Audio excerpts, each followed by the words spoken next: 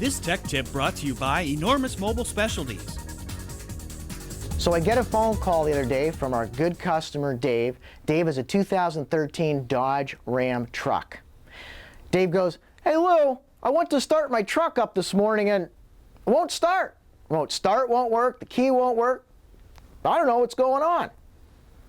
Called my mechanic and he said, "Oh, it's probably that remote start in that truck." I said, "Dave, I tell you what, I'm going to make an exception. I'm going to drive out to your house and check it out for you." What I did was I disconnected the battery for about 20 seconds and reconnected the battery, and everything worked fine. Today's vehicles have lots of computers in them, and it's not uncommon that once in a while they go blue screen. So if you ever have an electrical anomaly in your vehicle, try disconnecting the battery for a little bit and reconnect it.